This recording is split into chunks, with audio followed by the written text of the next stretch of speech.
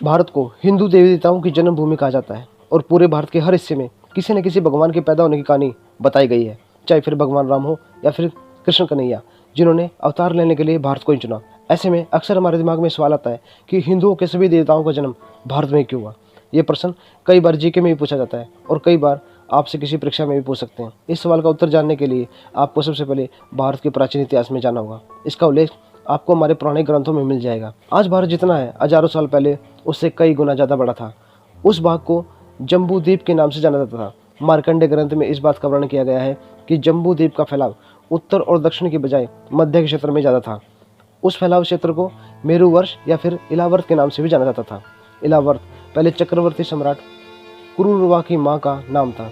इलावर्त के केंद्र में पहाड़ों के राजा सुनहरे मेरु पर्वत था, जिस पर भगवान ब्रह्मा का विशाल नगर है, जो ब्रह्मपुरी के नाम से विख्यात रहा। ब्रह्मपुरी के आसपास 8 और भी शहर बसाए गए।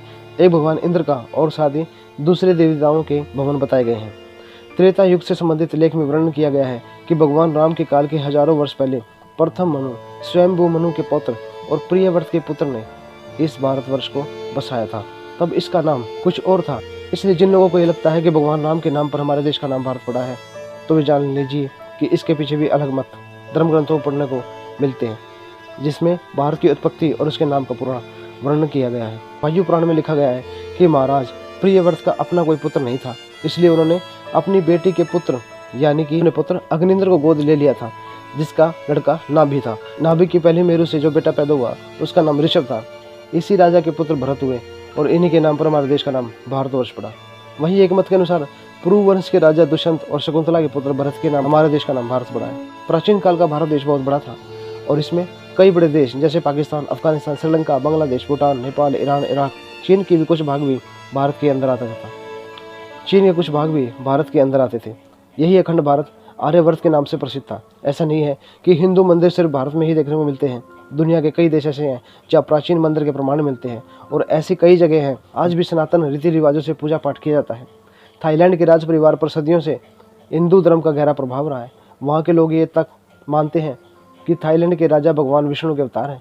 सनातन भावना का सम्मान करते हुए थाईलैंड का राष्ट्रीय प्रतीक भी गरुड़ रखा गया है। इंडोनेशिया के जावा में ब्रह्मन मंदिर प्राचीन जावा का सबसे विशाल हिंदू मंदिर है। यह मंदिर खासतौर पर ब्रह्मा, विष्णु, महेश को समर्पित है। इस मंदिर को यूनेस्को ने विश्व धरोहर की सूची में शामिल किया है। मंदिर में त्रिदेवों के साथ उनके वाहनों के भी मंदिर मिलते हैं और ऐसा माना जाता है कि इस मंदिर का निर्माण 9वीं सदी के आसपास हुआ था। बाली में पूरा तमन सरस्वती मंदिर और जावा में स्थित सिंधसरी शिव मंदिर भी मौजूद है, जो इस बात का प्रमाण है कि अखंड भारत काफ़ी दूर तक फैला हुआ था और हिंदू धर्म की नींव केवल उस भारत से नहीं निकली है जैसा हमें आज के समय में नजर आता है। इसके अलावा मैक्सिको तक में एक खुदाई के दौरान भगवान गणेश और माँ लक्ष्मी की प्राचीन प्रतिमाएं मिली थी।